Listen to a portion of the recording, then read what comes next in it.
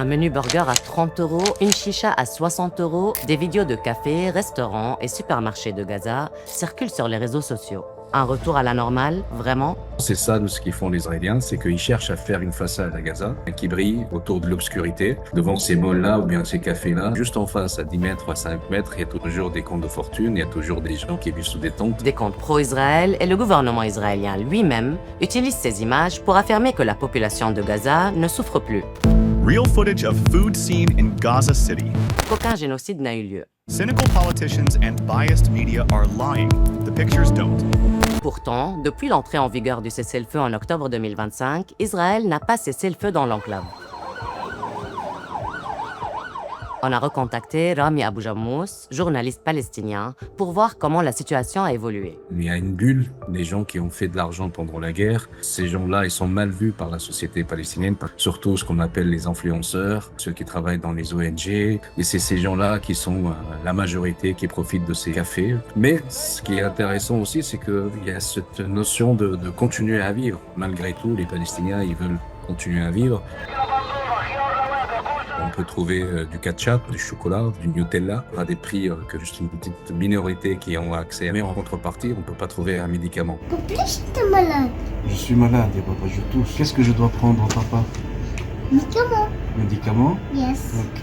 J'ai eu la goutte, j'ai souffert, je suis resté peut-être 10 jours collé au lit et je trouvais pas le médicament pour me soulager. Personne ne peut avoir accès d'aller fumer un narguilé à 50 euros ou à 70 euros. C'est de la nourriture pour une semaine pour une famille à Gaza. Et le pire, c'est que avoir un enfant qui regarde un marché où il trouve tout, mais son papa, il n'arrive pas à lui acheter quoi que ce soit parce que la grande majorité, ils n'ont pas les moyens. Rami, la dernière fois qu'on s'est parlé, c'était en septembre 2025. Toi et ta famille étiez déplacés pour la 5e fois au moins. Tu vas où, ya papa?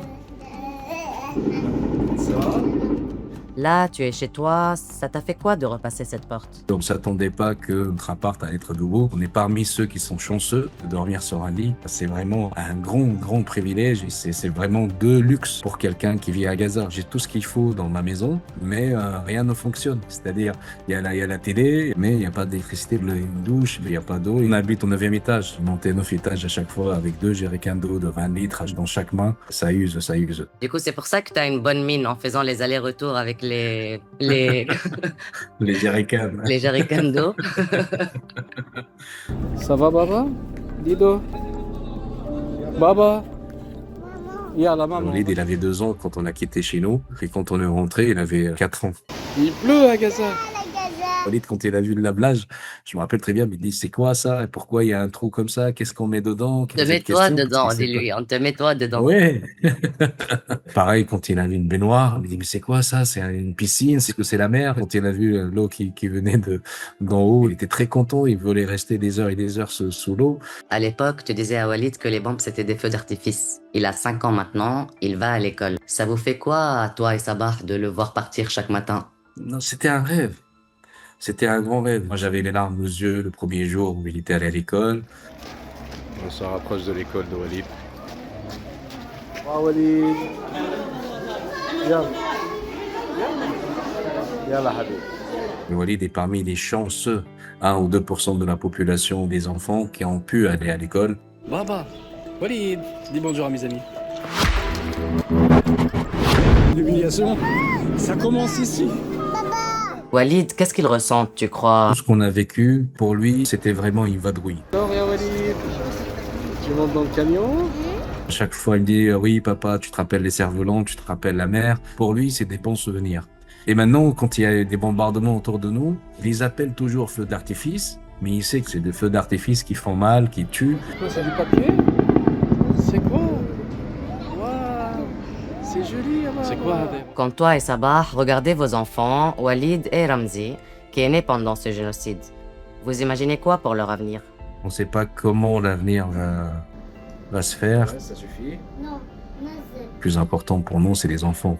On veut que nos enfants soient bien éduqués, aient une belle vie, un bon système de santé et grandir en paix. Là, Ramzi, ça fait 2 jours qu'il a de la fièvre, mais on n'a pas trouvé de raison. Un petit exemple, qu'on n'arrive pas à lui acheter des couches. Il n'y a pas des couches à Gaza pour les enfants, parce que les Israéliens, ils empêchent d'entrer des couches. Quitter Gaza n'aurait pas été simple, mais tu aurais pu. Tu as les réseaux, les contacts, la France. Pourquoi tu es resté? Jusqu'à présent, ils m'ont proposé de partir avec ma famille. Et moi, j'ai dit, OK, ça serait avec un grand plaisir, mais est-ce que vous avez le moyen de me faire revenir à Gaza? Et là, ils m'ont dit, non, il n'y a pas de garantie. Et ben, OK, je sors pas, je reste là. C'est ma façon de résister. C'est ma façon de dire qu'on est toujours là. Tu es journaliste, tu as tout documenté depuis le début du génocide. Est-ce que tu as l'impression que le monde t'écoute encore? Au niveau officiel, on est vraiment abandonné, mais au niveau populaire, je sais très bien qu'on a beaucoup de soutien. Même s'il y aura personne qui m'écoute, je vais toujours continuer à écrire. Pour moi, une petite plume, ça vaut beaucoup plus que des bombes.